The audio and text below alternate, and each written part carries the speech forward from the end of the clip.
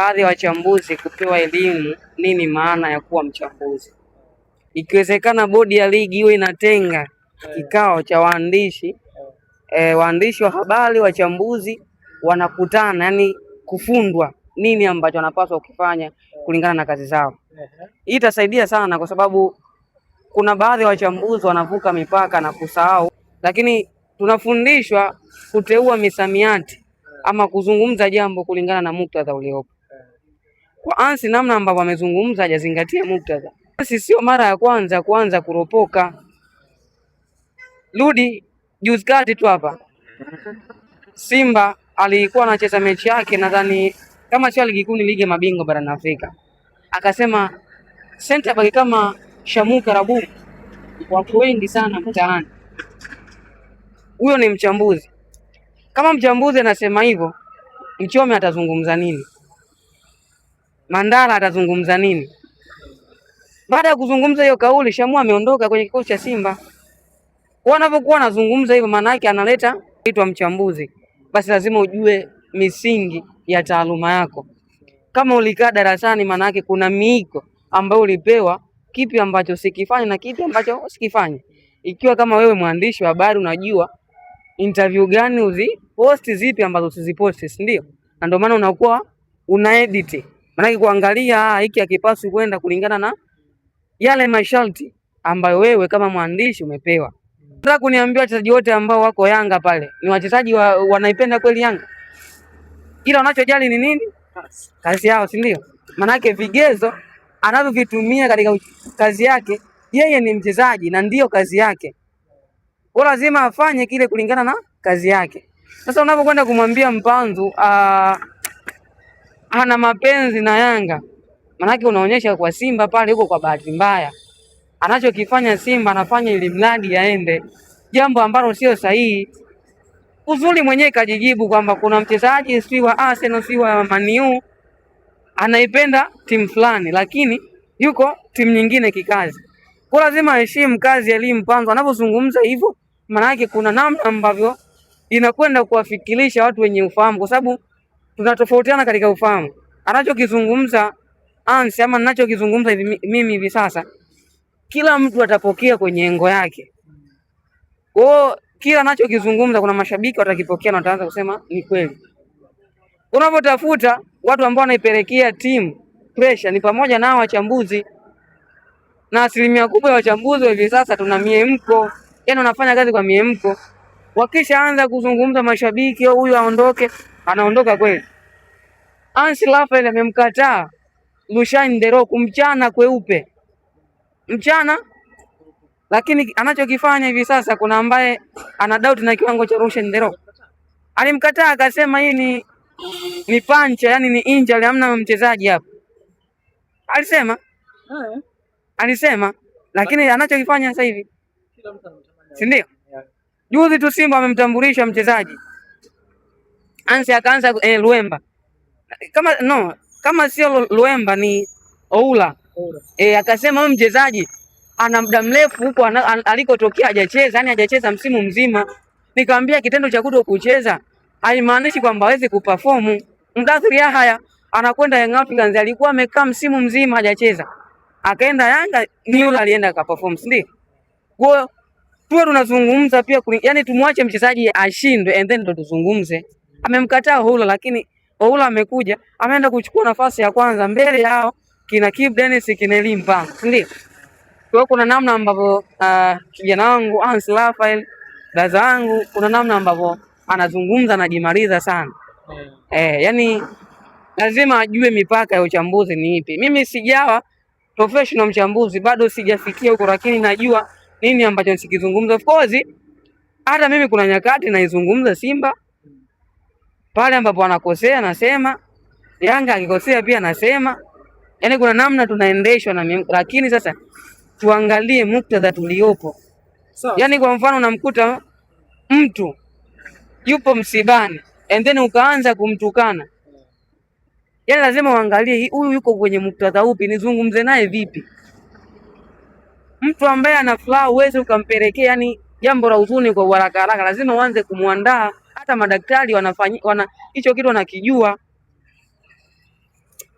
Sawa sawa. Yusufu, twende sasa tuhamie kwa upande wa pili hapa. Mara baada ya sakata la Mpanzu kumeonekana na majibizano kati ya msemaji wa klabu ya Simba Ahmed Ally na Hans Raphael. Hili umeliona pia lina afya katika mpira wetu? Of course sio jambo zuri sana, sio jambo zuri sana kwenye mpira wetu. Nadhani pia hata Ahmed Ally kwa hivi sasa anapaswa kujua namna ya kwenda na Hans Raphael. Yaani kuna muda ni kama anataka kutafuta engagement kwa ulazima. Kwa hiyo alichokizungumza Hans Raphael kama Ahmed Ally asingemjibu ni jambo ambalo lingekuwa limeisha, lakini unapomjibu kichwa kinajaa, unamtrendisha mitandaoni. Kwa hiyo ameshajua tabia ya Hans ni ipi, si ndio? Japo kila mtu ana madhaifu yake hivyo. Sasa anaenda kumuuliza, tuambie wewe ni shabiki wa timu gani? Imagine. Mbona utuambii wewe ni shabiki wa timu gani? Haya, tumuulize yeye Hans ni shabiki wa timu gani? Yaani unaona ni vitu ambavyo haviendani. Sawa, inaweza ikawa Ahmed Ally ni Yanga, sawa, si ndio? Lakini anachokifanya akiwa Simba lazima atetee maslahi ya Simba, lakini pia atetee kula kwake, si ndio? Ndio yale tunarudi kusema kwamba Elie Mpanzu inawezekana ni shabiki kweli wa Yanga, lakini haiondoi yeye anapaswa kufanya kitu gani Simba, haiondoi kujua wajibu wake akiwa Simba. Ndio inavyotokea sasa kwa Ahmed Ally na nukuu ya Hans Raphael anasema kwamba Ahmed Ally ni shabiki wa Yanga, lakini kuna sehemu umesha kumuonyesha amesema mbona hatusemi kwamba ni shabiki wa Yanga, lakini kuna sehemu umesha kumuona Ahmed Ally akionyesha hata therusi ya kwamba ni shabiki wa timu gani. Kwa nini? Kwa sababu anazingatia muktadha, niko Simba, nifanye nini kwa hivi sasa. Kwa hiyo haina afya kubwa sana, kwa sababu Hans Raphael ni mchambuzi, of course ni kama anajifunza kuchambua ukubwani, naweza nikasema hivyo.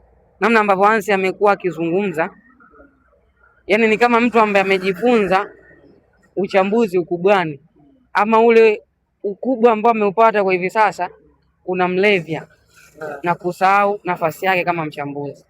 Yanazungumza mengi sana, hata kuna baadhi ya wachambuzi wanakaa naye pale pale crown, lakini wanasema huyu jamaa yani mwenye kama umenielewa nadhani. Sawa, mnyama Simba anaenda kwenye mchezo wa kimataifa dhidi ya Stade Malien.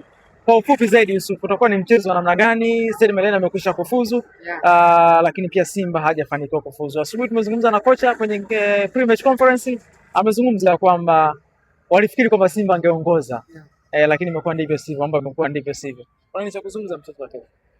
Nadhani utakuwa ni mchezo ambao Simba watahitaji kumaliza kwa heshima. Hawajashinda mchezo wote wakiwa uwanja wa Benjamin Mkapa. Hiyo ni sababu ya kwanza ambayo itawafanya Simba kwenye mchezo wa kesho waingie kwa tahadhari kubwa. Lakini hawajawa na nyakati mbaya, yani hawajawa nyakati nzuri zaidi kwenye mashindano haya. Kwa watahitaji ni kupata alama 3 ambazo zitakuwa zinafikisha idadi ya alama 5. Kidogo itakuwa inaleta heshima kuona kwamba usajili ambao tumeufanya dirisha dogo umeanza kutupa mwanga ya wapi. Lakini endapo watapoteza mchezo huu, pressure inaweza ikawa ni kubwa, kwa sababu baada ya hapo wataelekea kwenye mchezo wao wa dabi. Kwa ili kutengeneza ile confidence kwa wachezaji, lazima mchezo wa kesho washinde tena kuanzia goli 2 na kuendelea. Na sina shaka Simba anaweza kufanya hivyo. Kwa hiyo endapo Simba atashinda mchezo wa kesho, kwanza utajenga confidence kwa wachezaji na imani pia hata kwa mashabiki, kuanza kuona huyu Libasi Gio amenithibitishia kwenye mechi 2 ameshinda goli 2. Kama kapata mchezo dhidi ya Stade Malien siku ya kesho na akafanya vizuri, hata kuwepo na Shomari Kapombe. Okay, sahihi. Yes, kwa kesho tunaweza kumshuhudia Luemba sasa ikianza rasmi, sababu kwenye mechi nyingi ambazo amecheza amekuwa akianzia benchi. Kwa nadhani mchezo ambao utakuwa ni bora kwa timu zote mbili. Stade Malien atahitaji kumaliza kama kinara wa kundi kwa kuongeza idadi ya alama, japo sifikiri kama intensity ambayo Simba wanaitegemea kuipata kutoka kwa Stade Malien wanaweza wakaipata kwa 100%, sababu wanahitaji kupata game ngumu ili kuandaa kuelekea kwenye mchezo wao unaofuata dhidi ya Young Africans. Kwa hiyo kama itashindikana kuweza kushinda kwenye mchezo wa kesho, nadhani itakuwa wanajiweka kwenye wakati mbaya zaidi na kutengeneza pressure ambayo itakuwa itaenda kwa uongozi, lakini pia kwa wachezaji moja kwa moja. Kwa hiyo nadhani umuhimu wa mchezo unaanzia hapo, na Steven Becker na kikosi kipya ameanza vizuri na Simba, japo hajafanikiwa kufikia yale malengo ambayo Simba alijiwekea kwenye michuano ya kimataifa. Kwa hiyo endapo atashinda mchezo wa kesho, sio tu kwake itakuwa ni bora, lakini ataonyesha kwamba improvement inaonekana. Na of course tazama mechi nyingi za Simba ambazo zinachezwa kwa hivi sasa,